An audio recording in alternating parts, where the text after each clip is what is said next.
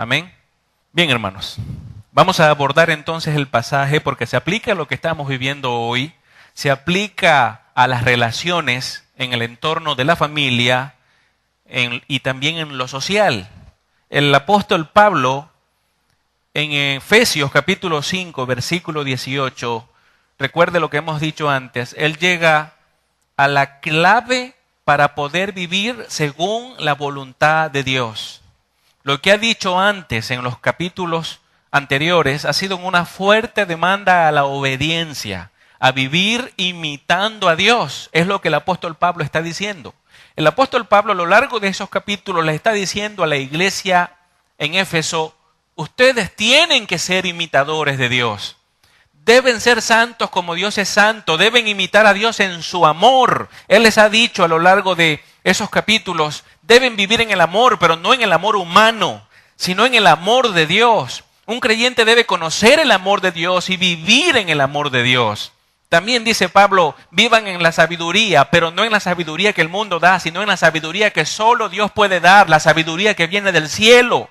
Vivan en la sabiduría de Dios y vivan en la luz que es Cristo. Seamos imitadores de Dios, le dice Pablo a la iglesia. Seamos imitadores de Dios en santidad. Seamos imitadores de Dios en la luz. Seamos imitadores de Dios en sabiduría. Imitemos a Dios en cada paso que damos. Ese es el llamado que Él está dando. Y ahora parece ser muy difícil el estándar que el apóstol Pablo nos coloca en esa carta. Pero en el versículo 18, ahora Pablo nos está diciendo a través de esas palabras, nos dice, sí es posible vivir en este estándar, sí es posible, porque Dios nos ha dado su Espíritu Santo. Todo creyente, todo cristiano auténtico tiene el Espíritu Santo de Dios. Dios capacita a todo creyente para que lleve una vida obediente, para que viva para su gloria. Si no lo hacemos, no tenemos excusas. No podemos decirle a Dios, no te estoy sirviendo, no te estoy obedeciendo, porque no puedo hacerlo. Es cuesta arriba. No puedes hacer eso, no puedes decir eso. Dios nos ha dado a su Espíritu Santo que nos llena de fuerzas, nos llena de poder para que podamos avanzar y para que podamos cumplir entonces ese estándar, vivir en su amor, vivir en la santidad de Dios, vivir en la luz, marcar una diferencia con el mundo. Vivir fuera del mundo. El mundo está en tinieblas, dice Pablo. Es lo que enseña en el capítulo 5. El mundo está en tinieblas, el mundo vive en tinieblas y aman las tinieblas. Pero los creyentes hemos sido sacados de las tinieblas y hemos sido traídos a la luz por el amor soberano de Dios. Vivamos entonces en la luz y honremos a Dios y demos gloria a Dios. En el versículo 18, ahora Pablo nos está diciendo que seamos llenos del Espíritu Santo. Recuerde que anteriormente ya hemos dicho que todo cristiano tiene la presencia del Espíritu, es bautizado con el Espíritu y es sellado con el Espíritu Santo de Dios. Son términos que ya hemos explicado anteriormente. Pero ahora en el versículo 18 nos enseña un mandamiento, que seamos llenos del Espíritu. Esto indica que no todo creyente es lleno del Espíritu. Todo creyente tiene al Espíritu, todo creyente es bautizado y sellado, pero no todo creyente es lleno del Espíritu. Solo aquellos que renuncian a su propia voluntad, solo aquellos que renuncian a sí mismos, renuncian al ego y se rinden a Dios, escúcheme bien, sin reservas, ellos son llenos del Espíritu. Ser lleno del Espíritu es el control soberano y total que el Espíritu Santo de Dios ejerce sobre el creyente que voluntariamente se rindió a la voluntad de Dios. Todo creyente posee al Espíritu, pero el Espíritu Santo no posee a todo creyente. Ser lleno del Espíritu es que el Espíritu nos posea, es que Él nos dirija como Él quiere. Ahora, todo cristiano auténtico debe desear hacer la voluntad de Dios. Todo cristiano verdadero tiene en su corazón el deseo de vivir para la gloria de Dios. Para poderlo hacer, necesitamos ser llenos del Espíritu. Usted no puede obedecer a Dios como Dios quiere si usted no es lleno del Espíritu. Usted no puede vivir para la gloria de Dios si usted no es lleno del Espíritu. Usted no puede realizar ninguna labor en la iglesia que honre a Dios y hacerlo como Dios quiere que se haga, a menos que usted sea lleno del Espíritu. La vida cristiana solo puede ser posible y solo puede ser victoriosa cuando es el Espíritu Santo de Dios el que nos dirige. La vida cristiana es Dios haciendo su voluntad en nosotros y a través de nosotros. La vida cristiana es Dios obrando a través del creyente. Por lo tanto, la vida cristiana no es vivir yo, sino viviendo Cristo a través de mí y en mí. Esa es la vida cristiana. Y es por eso que el apóstol Pablo también le dijo a los Gálatas en el capítulo 2, versículo 20, con Cristo estoy juntamente crucificado, y ya no vivo yo, mas vive Cristo en mí. Así que los cristianos realmente hemos muerto al pecado, sí, pero hemos muerto también al ego. Hemos muerto al yo, para que sea Dios entonces viviendo en nosotros. Amén. Y eso es lo que precisamente nos está diciendo allí, versículo 18, no os embriaguéis con vino en lo cual hay disolución, antes bien, sed llenos del Espíritu. Acuérdese que la iglesia se encontraba en una ciudad pagana, corrompida. Abundaba la brujería, abundaba la homosexualidad, abundaba la prostitución, abundaba la delincuencia, el paganismo, la idolatría, abundaban en Éfeso. De hecho, una de las 7 maravillas del mundo se encontraban en esa ciudad, el templo a la diosa Afrodita, en donde también mucha prostitución se practicaba en ese lugar como símbolo de adoración a esa diosa pagana. Así que la iglesia se encontraba en una sociedad corrompida en gran manera, inmoral. Y Pablo les está diciendo, ustedes tienen que marcar la diferencia con el mundo, porque ustedes tienen el Espíritu Santo de Dios. Ustedes tienen que ser luz en medio de esas tinieblas. Ustedes tienen que ser santos en medio de tanto pecado y de tanta corrupción. Ustedes tienen que ser personas que realmente saben amar y se dan a otros en lugar de ser egoístas como otros que viven solamente para sí mismos. La iglesia, aunque está en el mundo, no pertenece al mundo, le pertenece a Dios. Dios ha sellado a la iglesia con su espíritu. Significa que somos su pertenencia, somos de Él. Nos ha bautizado. Nos ha transformado, nuestra naturaleza ha sido cambiada. En el momento en que creímos en Cristo, nuestro corazón fue transformado, nacimos de nuevo. Antes de Cristo, la persona tiene inclinación a las cosas malas. Después de Cristo, Dios obra en el corazón de la persona para que su inclinación cambie. Ya no es al pecado, ya no es a las cosas malas. Una persona que ha creído realmente en el Señor, la única inclinación que tiene en su corazón es hacia Cristo, hacia Jesús. ¿Me sigue? Ser llenos del Espíritu es ser controlados por el Espíritu Santo de Dios. Ahora, en los versículos 19, 20 y 21, allí vemos las implicaciones prácticas o resultados prácticos de una vida llena del Espíritu. Eso es lo que hemos estado estudiando en esos versículos. Y en el versículo 19, el apóstol Pablo dice, hablando entre vosotros con salmos, con himnos y cánticos espirituales, cantando y alabando al Señor en vuestros corazones. Así que hay una gran verdad en ese versículo número 19. La verdad es esta, que una persona llena del Espíritu tiene un corazón que adora a Dios. Somos adoradores a Dios. Ahora, todo ser humano, sea cristiano o no, es por naturaleza un adorador. El problema es, ¿cuál es el objeto de la adoración? Ahí es donde está la diferencia. Todo ser humano, cristiano o no, es un adorador.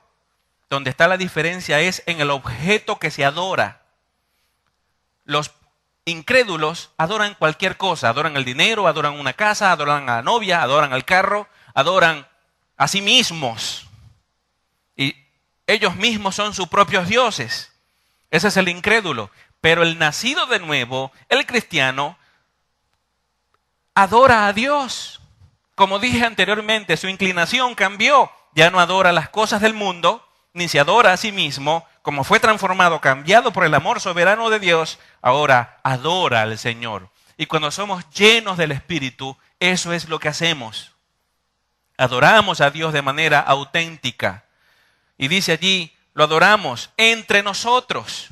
De allí dejando bien claro que la adoración a Dios solo puede practicarla el pueblo de Dios, no los incrédulos.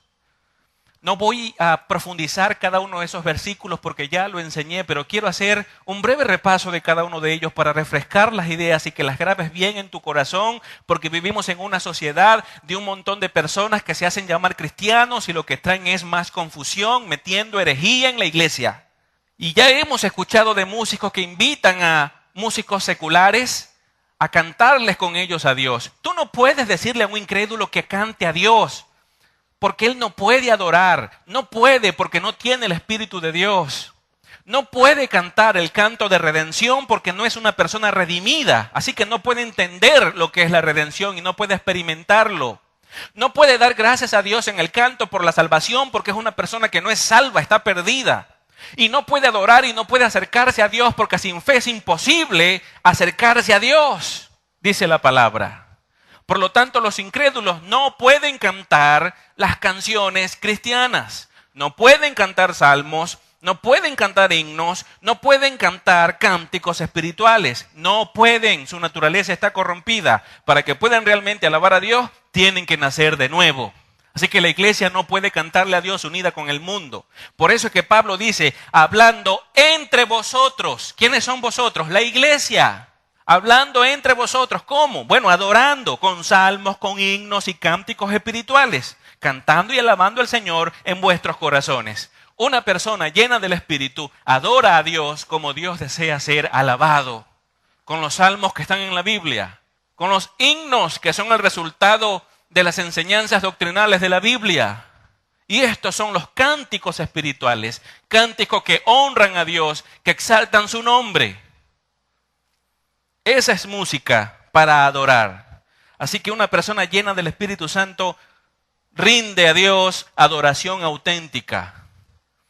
En segundo lugar, en el versículo 20, dice, dando siempre gracias por todo al Dios y Padre en el nombre de nuestro Señor Jesucristo. Una persona llena del Espíritu Santo es una persona que vive en acción de gracias permanentes a Dios. Un cristiano lleno del Espíritu Santo no vive de queja en queja, vive de acción de gracias a acción de gracias, todo el tiempo.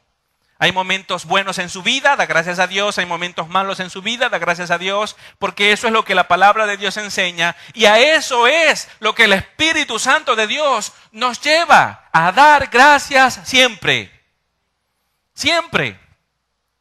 El versículo dice, dando siempre gracias. Así que la pregunta, ¿cuándo debo dar gracias? Escuche, la respuesta está allí, siempre. No dice, dando gracias en los momentos buenos. No, siempre, Señor, gracias. Gracias porque aún aquí tu mano me dirige, aún estás conmigo, tú eres justo, tú eres fiel, nunca me vas a dejar, nunca me vas a abandonar. Hay una canción que escuché una vez, me gusta mucho, porque el cantante dice que estando en una barca de papel en medio del mar, clamó a Dios porque el mar se embraveció y la barca de papel estaba a punto de hundirse y clamó a Dios para que la barca no se hundiera y clamó y adoró a Dios, pues la barca se hundió. Y estando la barca hundiéndose, él clamó a Dios y dio gracias, Señor, te alabo y te adoro aunque se está hundiendo, pero te pido que la saques a flote otra vez, pero te doy gracias y te adoro y te exalto. Pues no, se hundió y se fue al fondo del mar. Y estando la barca al fondo del mar, ahí estaba él en la barca, en el fondo del mar, y estando allí, le dijo a Dios, Señor, aquí en el fondo del mar sigo dando gracias y sigo alabando, porque aún aquí sigo creyendo que tú eres un Dios de milagros. Acción de gracias siempre. Damos gracias por las bendiciones futuras, damos gracias por las bendiciones presentes, pero damos gracias en medio de las batallas, damos gracias en medio de las tribulaciones, damos gracias en medio de la enfermedad y cuando la muerte ha de llegar, damos gracias. El Señor nos ha librado de todas esas cosas. Cuando Cristo murió en la cruz, venció la muerte. Cuando Cristo murió en la cruz, te dio la oportunidad de arrepentirte, creer en Él y ir al cielo. Por lo tanto, en medio de la muerte podemos dar gracias, porque la muerte, que es considerado por el mundo como lo peor que puede suceder, para un cristiano más bien es lo mejor, porque no es el fin, sino que te presenta ante el Señor Jesús en el reino de los cielos para gozarte eternamente. Aún en la muerte podemos dar gracias. En los momentos más difíciles podemos dar gracias. En la crisis que nuestra nación está atravesando podemos dar gracias porque no estamos solos. Tenemos un Dios que nos ama, tenemos un Dios que es fiel, tenemos un Dios que ha vencido por nosotros. Por lo tanto, sí, estamos en una batalla, pero en una batalla que Jesucristo venció. Qué bueno es batallar sabiendo que el final de la batalla es la victoria, sabiendo que hay uno que venció por nosotros. Estamos peleando una batalla que está ganada. Aquellos que van a la batalla y no saben si van a ganar y no saben si van a perder, viven en una zozobra. Viven con temor a perder. Pero nosotros, el pueblo de Dios, no podemos perder porque la batalla ya se ganó. Así que decimos, gracias Señor, porque todo lo has hecho por mí. Damos gracias siempre, siempre. Y dice que las gracias son siempre a Dios, dando siempre gracias por todo al Dios y Padre. Damos gracias por todo al Dios y Padre. Cuando los hermanos a nuestro alrededor nos hacen favores, de alguna manera nos sirven, nosotros le agradecemos a ellos. Claro, si un hermano me hace un favor, yo le digo, amado hermano, gracias por ese favor que me hiciste. Gracias por haberme servido. Pero doy gracias a Dios también que usó a ese hermano para bendecir mi vida. Por lo tanto, siempre damos gracias y debemos dar gracias es a Dios, no a la Virgen, no a José Gregorio Hernández, no a San Pablo de los Palotes, a Dios. Bueno, ahora está San Malandro o San Delincuente, algo así. Caminaba en el centro hace algunas semanas y vi una imagen de un tipo, la imagen era un delincuente y San Delincuente, algo así es, el santo de los malandros. El mundo se inventa cualquier cosa. Nosotros damos gracias al único Dios verdadero. Y lo hacemos en el nombre de nuestro Señor Jesucristo, porque Él es el único camino al cielo. No hay otro acceso al Padre. La Iglesia Católica habla de la justificación por obras, pero nosotros, el pueblo de Dios que estudia la Biblia, sabemos que la Iglesia Católica es un sistema religioso falso y el Papa es un usurpador del trono de Cristo y es un mentiroso y un falso también. Jesucristo es el único gran sumo pontífice, no el Papa. A través de Cristo es que agradecemos a Dios. En el nombre de Jesús, Él murió por nosotros en la cruz. Él resucitó al tercer día y venció la muerte. Él subió al trono, está sentado a la diestra del Padre y prometió que a todos los que creamos en Él, estaremos con Él donde Él esté. Mi futuro está asegurado con Cristo en Dios.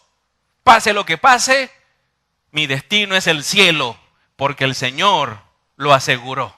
Amén. Y ahora, hermanos, abordamos el versículo 21. Así que tenemos dos resultados prácticos de una vida llena del Espíritu. Adoración auténtica, versículo 19, y acción de gracias permanente, versículo 20. Ahora el versículo 21 nos enseña que una persona llena del Espíritu Santo de Dios tiene sumisión voluntaria a otros creyentes. Se somete a otros creyentes. Dice el versículo, someteos unos a otros en el temor de Dios. En primer lugar, tiene que ver con la disposición a colocarse en un plano inferior al de los demás. No tenemos por qué sentir que tenemos más valor que otras personas o que estamos por encima de ellos. No podemos pensar como muchas personas en el mundo que piensan que ellos tienen que ser servidos pero no le sirven a nadie. Hay un conocido refrán que dice, quien no vive para servir, no sirve para vivir. Y Jesucristo fue un gran servidor. Vez tras vez, nuestro Señor, cuando estaba en la tierra, enfatizó este mismo pensamiento que nos enseña Pablo. Someteos unos a otros en el temor de Dios. En Mateo capítulo 18, los versículos 1 al 4, dice allí la palabra del Señor. Mateo 18, versículos 1 al 4. Dice, en aquel tiempo los discípulos se acercaron a Jesús y le preguntaron: ¿quién es el mayor en el reino de los cielos? Llamando Jesús a un niño, lo puso en medio de ellos y dijo: de cierto os digo, que si no os volvéis y os hacéis como niños, no entraréis en el reino de los cielos. Así que cualquiera que se humille como este niño, ese es el mayor en el reino de los cielos. La grandeza en el reino de los cielos no se mide por el orgullo, no se mide por la arrogancia, no se mide por sentir que tenemos más valor que otras personas. Al contrario, se mide por tener un concepto claro, coherente de lo que realmente somos, de cuál es el valor real que tenemos. Entender que nada de lo que tenemos es autóctono, sino que nos ha sido dado, lo hemos recibido. Alguien nos los dio y esa persona es Dios. Así que no se trata de ser el primero en el reino de los cielos, sino más bien de ser el último, ser humildes, capaz de humillarnos si es necesario. Eso es lo que el Señor Jesucristo está diciendo allí. Quiero que también vamos a Mateo, capítulo 20. Si ya se ubicó en el 18, vaya ahora al 20. Y allí, en el versículo 20 al versículo 28, también vemos un gran principio. Fíjese lo que aquí está sucediendo en este pasaje. Mateo 20, versículo 20 al 28 dice: entonces se le acercó la madre de los hijos de Zebedeo con sus hijos, postrándose ante él y pidiéndole algo. Él le dijo: ¿qué quieres? Ella le dijo: ordena que en tu reino se sienten estos dos hijos míos, el uno a tu derecha y el otro a tu izquierda. Entonces Jesús respondiendo dijo: ¿no sabéis lo que pedís? ¿Podéis beber del vaso que yo he de beber y ser bautizados con el bautismo con que yo soy bautizado? Y ellos le dijeron: podemos. Él les dijo: a la verdad, de mi vaso beberéis, y con el bautismo con que yo soy bautizado, seréis bautizados. Pero el sentaros a mi derecha y a mi izquierda no es mío darlo, sino aquellos para quienes está preparado por mi Padre. Cuando los 10 oyeron esto, se enojaron contra los dos hermanos. Entonces Jesús, llamándolos, dijo: ¿sabéis que los gobernantes de las naciones se enseñorean de ellas y los que son grandes ejercen sobre ellas potestad? Mas entre vosotros no será así, sino que el que quiera hacerse grande entre vosotros será vuestro servidor, y el que quiera ser el primero entre vosotros será vuestro siervo. Como el Hijo del Hombre no vino para ser servido, sino para servir y para dar su vida en rescate por muchos. Así que allí, incluso entre los discípulos de Cristo, estaban manifestándose los deseos de grandeza, los deseos de ser los primeros. Esto es algo muy común también en las iglesias. Muchas personas siempre quieren tener algún cargo de liderazgo para enseñorearse de otros en la iglesia y no entienden que a medida que más escalones vas hacia arriba en cargos en la iglesia, no estás yendo realmente hacia arriba, sino hacia abajo. Porque mientras mayor liderazgo tienes, más responsabilidades también. Y más servicio debes dar a tus hermanos en la congregación. El liderazgo en la iglesia no es para enseñorarte. El liderazgo en la iglesia es para servir a tus hermanos. El principal sirviente en la iglesia es el pastor, porque tiene que pasar toda la semana organizando su tiempo para preparar un mensaje que pueda satisfacer las necesidades de tu corazón el domingo.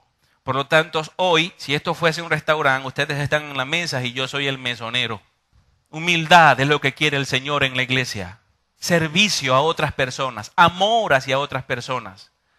Lo que está diciendo el apóstol Pablo en el versículo 21 es un resultado de una vida llena del Espíritu. No es difícil adorar a Dios permanentemente en los momentos más críticos de tu vida. No es difícil dar gracias a Dios en medio de la batalla. No es difícil someternos a otras personas y servir a nuestros hermanos.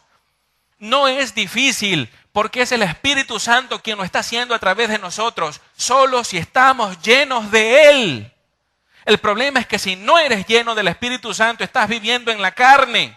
Así que cada vez que alguien se te acerca para pedirte un favor, te molesta. No quieres hacerle favor a las personas porque vives centrado en el yo, en el ego. Eres egoísta. No estás interesado en servir a otros. Solo te interesan tus cosas. Solo piensas en ti. Así que todo el tiempo pones pretextos y excusas para no servir a tus hermanos. Pero eres rápido para acercarte a otras personas a pedirles que te ayuden y a pedir favores. Hay muchas personas que tienen cara de oso, violento, salvaje, cuando se les pide un favor. Pero para pedir favores ponen cara de conejito bonito y blanquito. Los ha visto, ¿verdad? Los hay. Y en la iglesia también.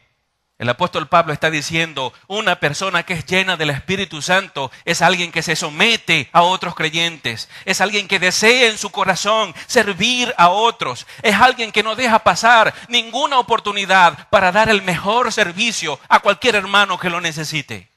Lo ve como un privilegio que Dios le ha dado porque realmente es eso.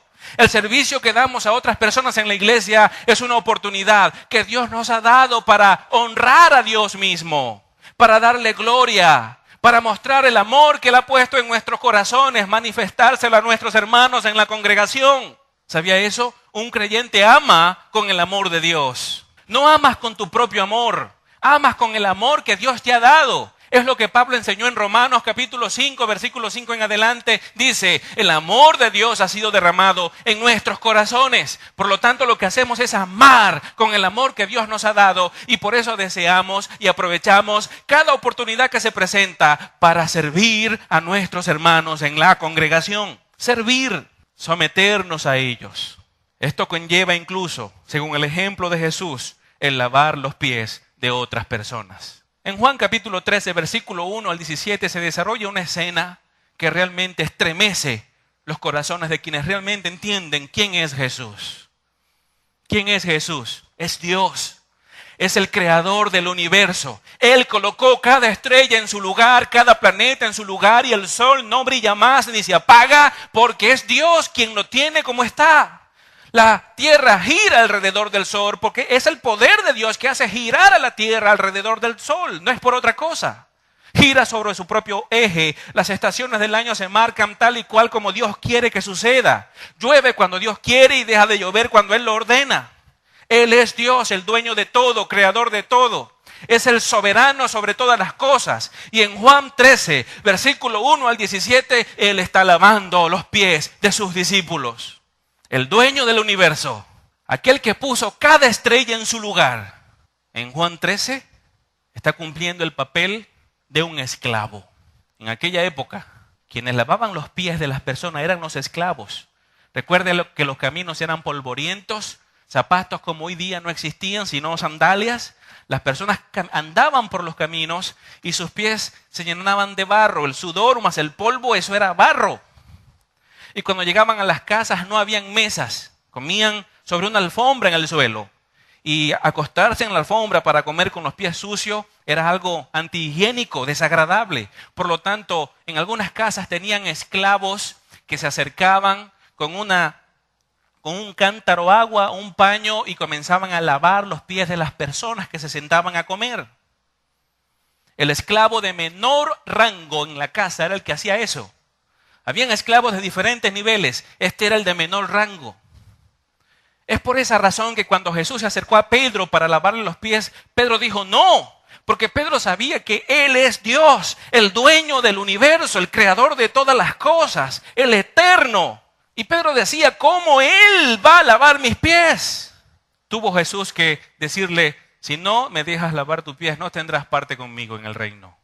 Entonces Pedro cambió su actitud. No, Señor, lávame todo entonces. Pero es el principio que Jesús estaba enseñando.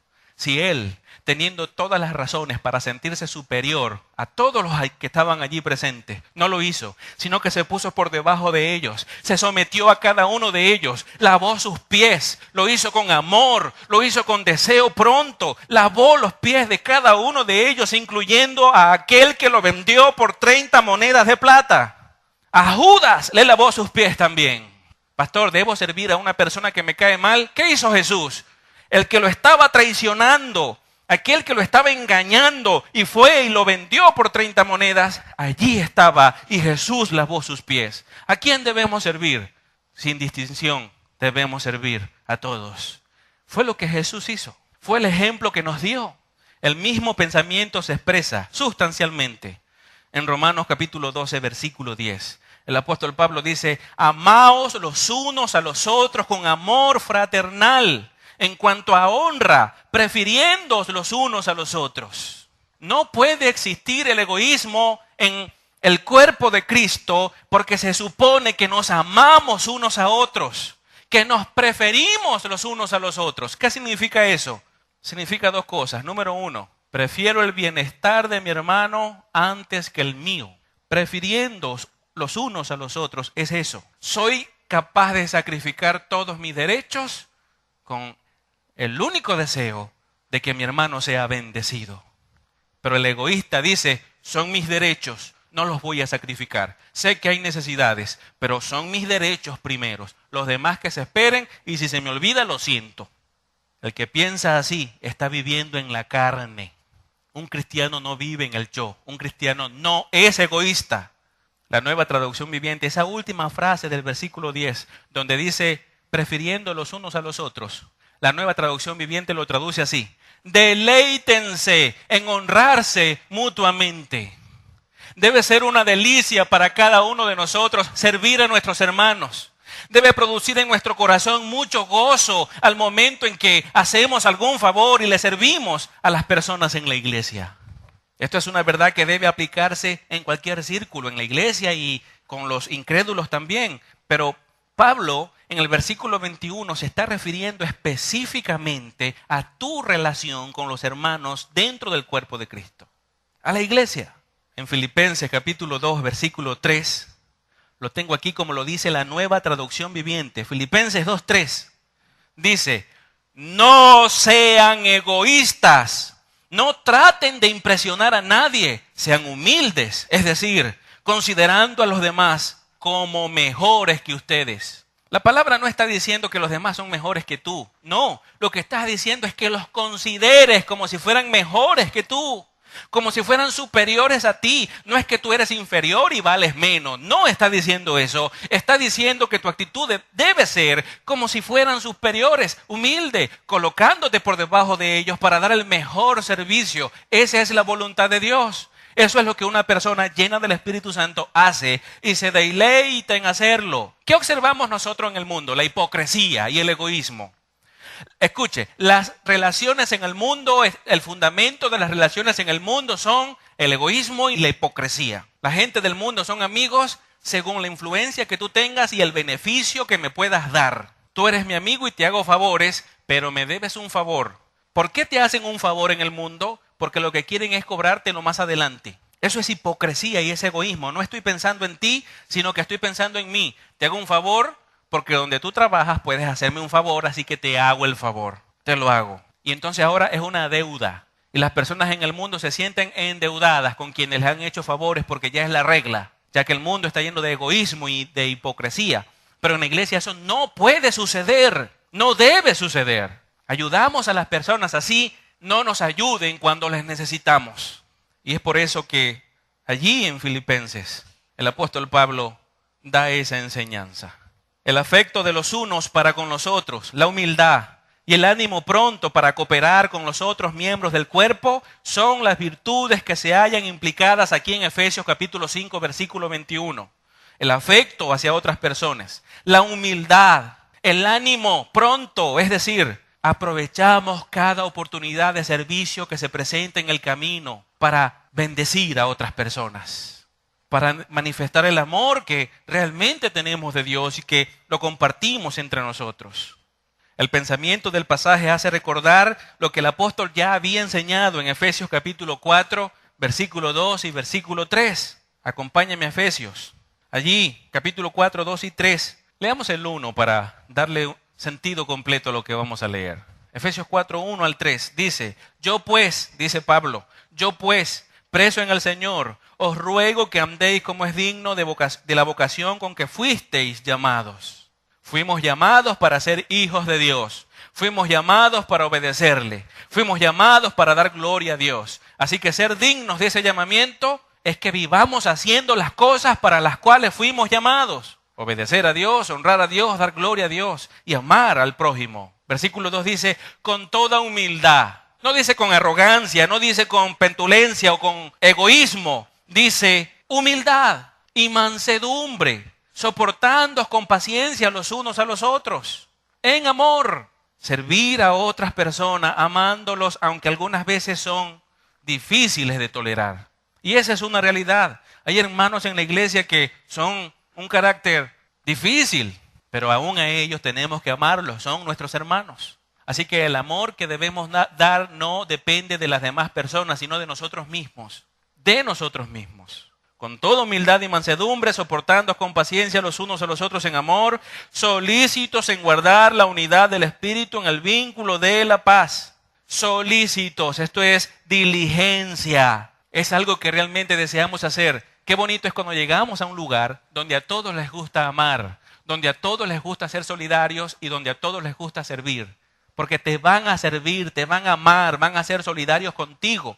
Pero cuando llegas a un lugar donde cada quien está esperando que le sirvan, donde cada quien está esperando que lo amen, pero no esperan amar ni esperan servir, sino que esperan es recibir servicio y recibir amor y no esperan dar, allí eso es desagradable. Nadie va a servirte y nadie va a amarte porque todos no están dispuestos a dar, sino a recibir. Pero si cada uno de nosotros cambia la actitud, hace el egoísmo a un lado, porque el egoísmo es la esencia misma del pecado. El ego es la esencia misma del pecado, el orgullo, la arrogancia. Si la hacemos a un lado y comenzamos realmente a vivir, como dice el apóstol Pablo, con toda humildad y mansedumbre, y comenzamos a servirnos unos a otros, a apoyarnos unos a otros, a ser diligentes en conocer cuáles son las necesidades de mis hermanos en la iglesia y a ver cada oportunidad que se presenta para servir como un privilegio que Dios me ha dado. Eso es un lugar en donde la armonía reina, en donde Dios es glorificado por la obediencia de sus hijos que se comportan con dignidad del llamado que Dios les ha hecho. Pablo sabía por experiencia lo que podía suceder en una iglesia si esta regla se desobedecía. Acompáñenme a la primera carta a los Corintios, en el capítulo 11. Primera a los Corintios, capítulo 11. Y vamos a leer el versículo 17 hasta el 22. Y mire la fuerte exhortación que Pablo le da a una iglesia donde en lugar de estar llenos los cristianos del Espíritu Santo, estaban llenos de egoísmo. Mire lo que dice. Primera a los Corintios, capítulo 11, versículo 17. Pero al anunciaros esto que sigue, no os alabo, porque no os congregáis para lo mejor, sino para lo peor. Pues en primer lugar, cuando os reunís como iglesia, oigo que hay entre vosotros divisiones y en parte lo creo. Porque es preciso que entre vosotros haya disensiones para que se hagan manifiestos entre vosotros los que son aprobados. Cuando, pues, os reunís vosotros, esto no es comer la cena del Señor, porque al comer cada uno se adelanta a tomar su propia cena, y uno tiene hambre y otro se embriaga. Pues ¿qué? ¿No tenéis casas en que comáis y bebáis? ¿O menospreciáis la iglesia de Dios y avergonzáis a los que no tienen nada? ¿Qué os diré? ¿Os alabaré? En esto no os alabo. Egoísmo en la iglesia a los Corintios. Egoísmo. Cada quien pensaba en sí mismo.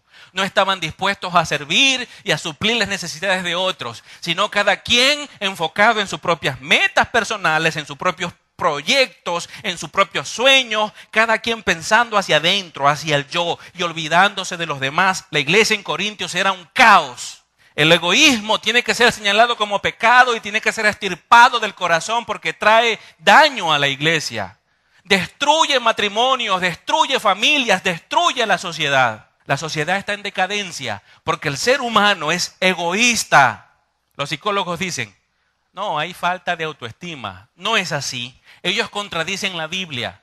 Autoestima es estima propia, amor hacia uno mismo. Esa es autoestima. No, tiene poca autoestima. No, tiene demasiada. Por eso es que se la pasa dándose autocompasión. Pobrecito yo, los problemas que vivo, lo que me está pasando, es por mi culpa que esto sucede. Ay, mírenme cómo sufro, abrácenme, consuélenme. ¡Pecado! Demasiada autoestima es lo que la Biblia enseña. Por eso cuando los discípulos se le acercaron a Jesús y le dijeron, Señor, danos un nuevo mandamiento. No hay mandamiento nuevo, pero si quieren un nuevo mandamiento, les doy un nuevo mandamiento. Ama al Señor tu Dios, con todo tu corazón, con toda tu mente, con todas tus fuerzas y con toda tu alma. Y el segundo gran mandamiento es este. Y mire el patrón que dio, el estándar que dio Jesús. Porque si la baja autoestima o la autoestima inadecuada, como la están llamando los psicólogos hoy, existiera, Jesús jamás da ese patrón, ese estándar, nunca.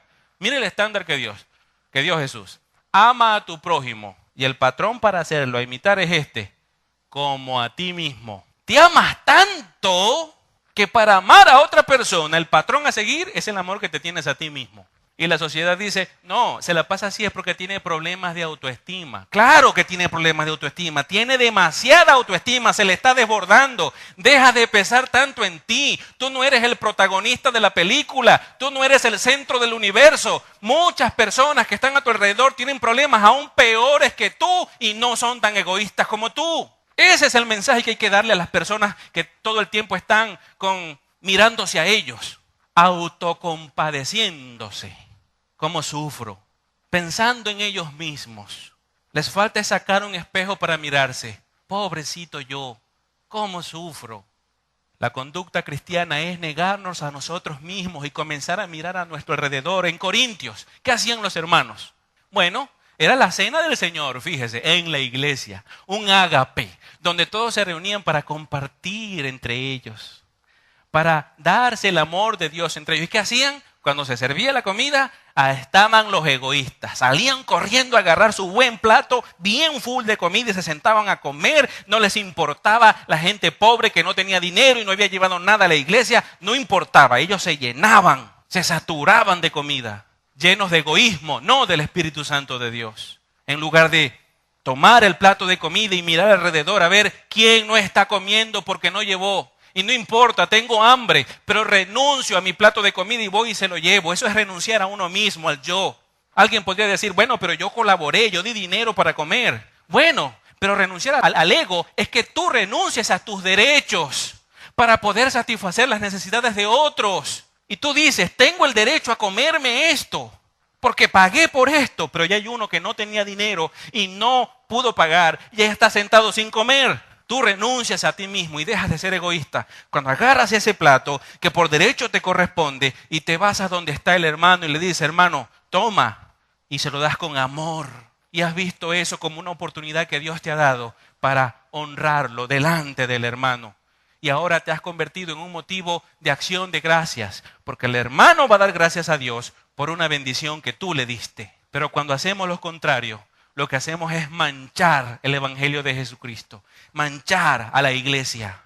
Eso es lo que logramos cuando somos ególatras. El ególatra es el que se adora a sí mismo. Son mis derechos, los exijo. ¿Usted se imagina una relación de familia en donde cada quien esté todo el tiempo exigiendo sus derechos, pero ninguno se pone a cuenta con sus deberes? ¿Sabe por qué surgen los divorcios? Porque eso es lo que sucede. El hombre en el matrimonio exige sus derechos, la mujer exige sus derechos. Y ella dice, como esposa, tengo derecho a que tú me des esto, a que tú hagas esto. Y entonces él responde también exigiendo sus derechos y se convierte la relación matrimonial en un ring de boxeo, en un pleito sin fin. Y terminan divorciándose y ni siquiera piensan en los hijos porque son un par de egoístas los dos. Pero cuando renuncias a ti, comienzas a pensar más en los demás, comienzas a darte a tus hijos y comienzas a darte a tu esposo. Y si tu esposo comienza a hacer lo mismo, entonces un hogar que podría llegar a ser un desorden, que se convierte en un lugar de armonía, de paz, porque todos están dispuestos a reconocer los derechos de los demás por encima de los que él mismo tiene. El mundo dice, tus derechos terminan donde empiezan los míos. El cristiano dice, renuncio a mis derechos para bendecir tu vida. Menos mal que Pablo renunció a sus derechos, porque bastantes necesidades que pasó por predicar el evangelio, sus cartas no las tendríamos si él hubiese sido una persona egoísta. Y Jesús mismo también nos da un maravilloso ejemplo. En Corintios era un desastre y Pablo los reprende fuertemente. ¿No tienen una casa ustedes donde llegar y comer? Si Pablo hubiese sido maracucho, había colocado allí, ¿acaso no tienen una casa ustedes donde llegar y tragar? Se olvidaban de las necesidades de los demás. Los cristianos son personas que han dejado su individualidad egoísta correspondiente. Esa es la enseñanza. Han dejado esa individualidad correspondiente a la vieja naturaleza para someterse solo a la cabeza, que es Cristo, para servirlo y para honrarlo. La vida del cristiano llena del Espíritu está orientada en semejanza a la de Cristo hacia los otros. La vida del cristiano está orientada hacia otros, no hacia sí mismo. El sometimiento de unos a otros es la antítesis del egoísmo. Y es lo que Pablo nos está enseñando allí en Efesios. Someteos unos a otros es renunciar al ego. El que está orientado hacia sí mismo no puede ocuparse gozosamente de los demás, ni en la iglesia, ni en la familia, ni en la sociedad. Primero yo, después yo, y en tercer lugar yo, y los demás cuando me acuerde. ¿Eres así? Eres un egoísta.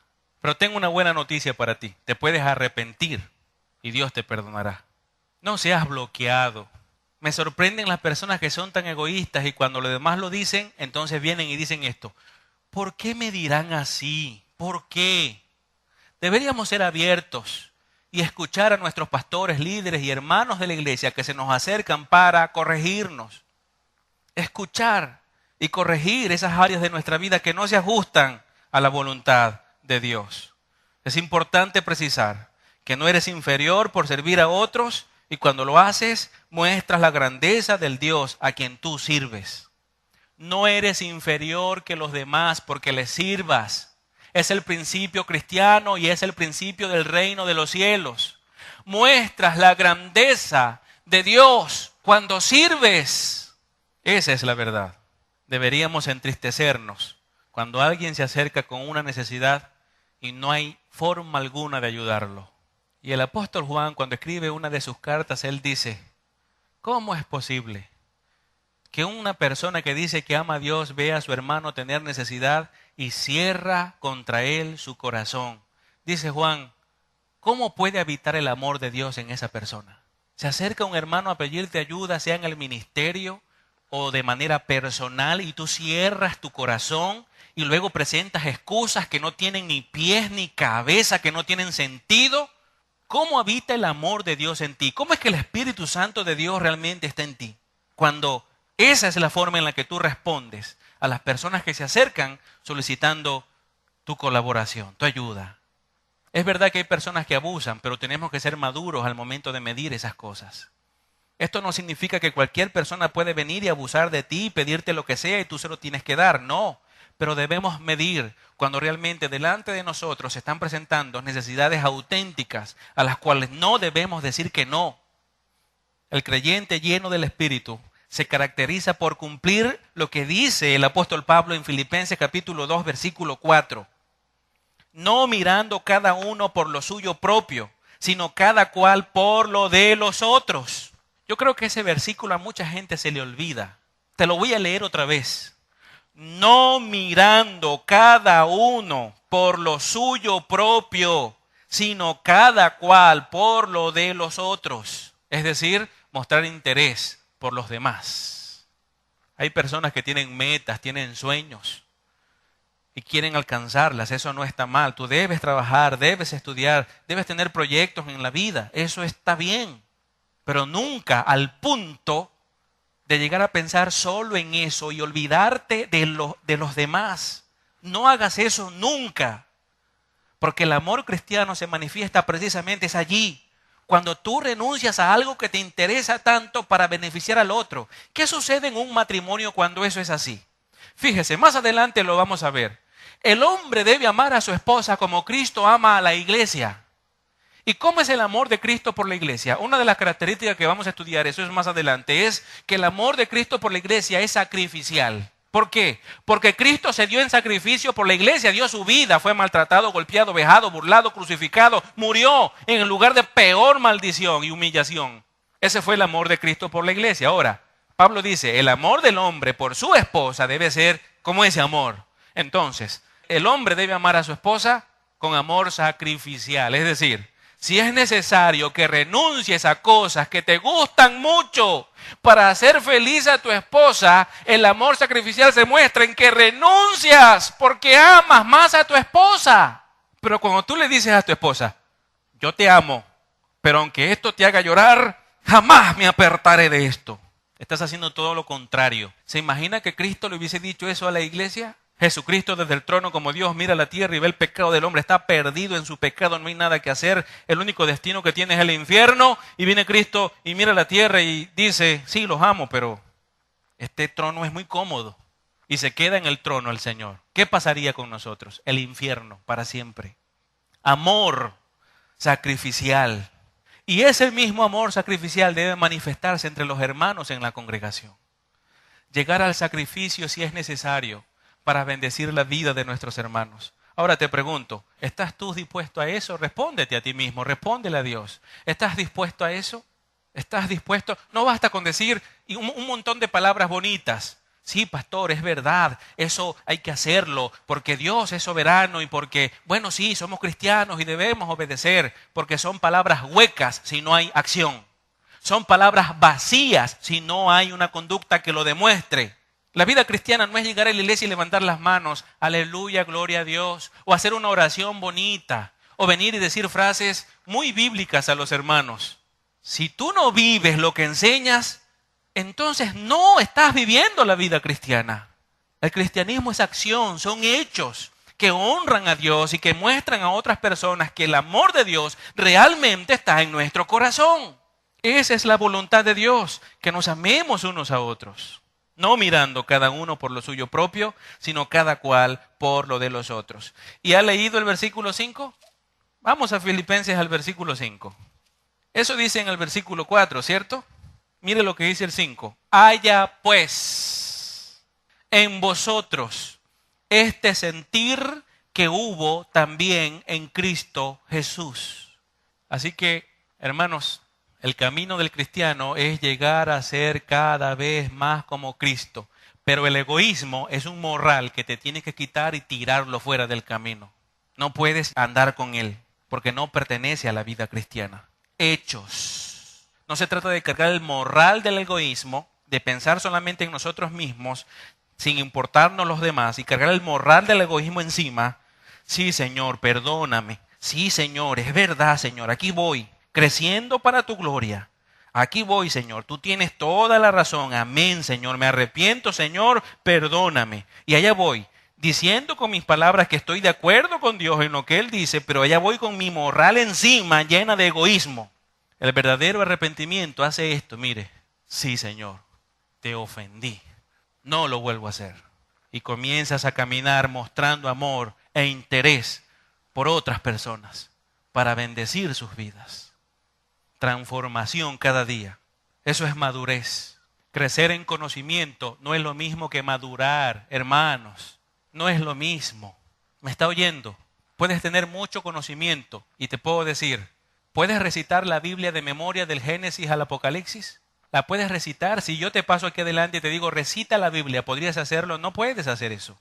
No puedes recitar todos los versículos de la Biblia. No puedes hacerlo. ¿Sabes algo? Satanás sí puede y está perdido. Así que no creas que porque sabes mucha Biblia eres muy maduro.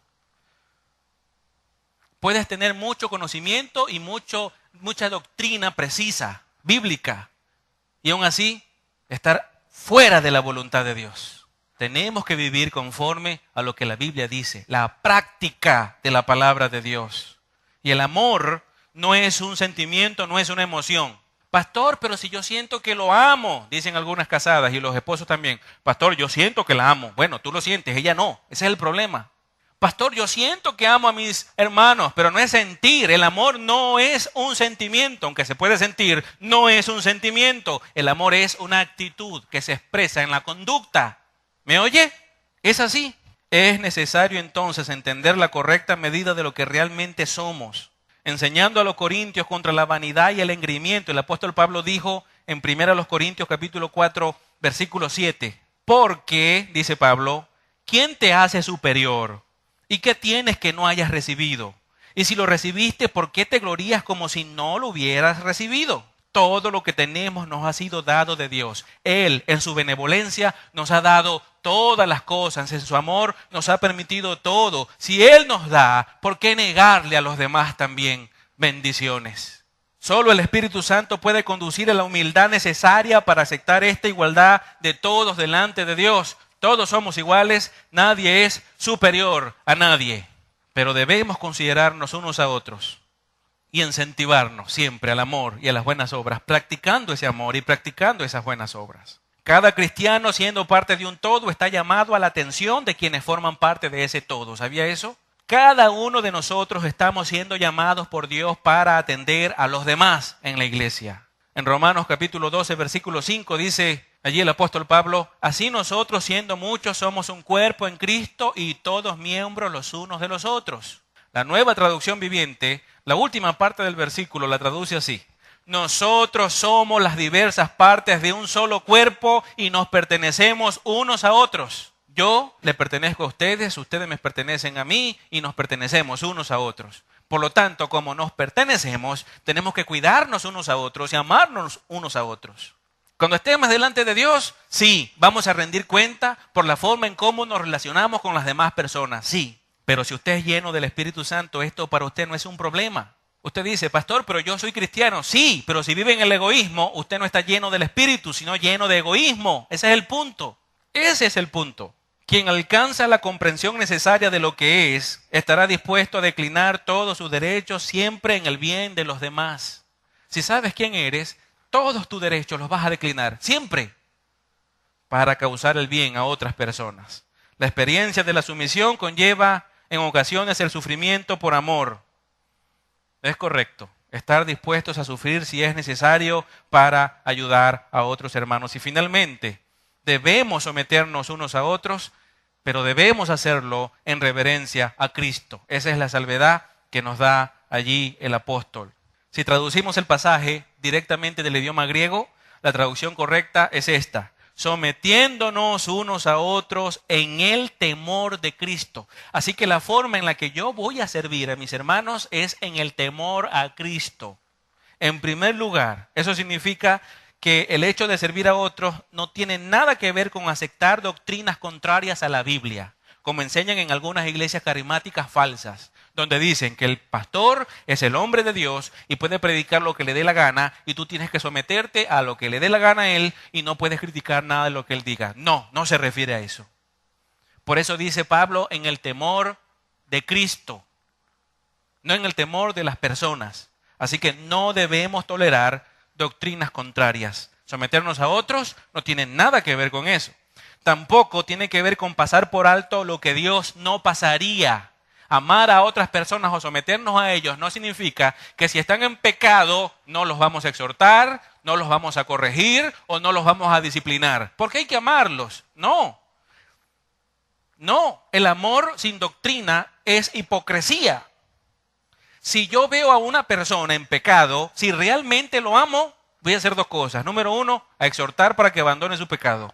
Y número dos, lo voy a disciplinar. ¿No dice la Biblia que el padre al que tiene por hijo disciplina? La disciplina es la manifestación misma del amor porque te saca del error, te restaura para que vivas de manera correcta. Así que someternos unos a otros no significa que vamos a tolerar cosas que Dios no tolera. Estamos llamados a odiar el pecado así como Dios odia el pecado.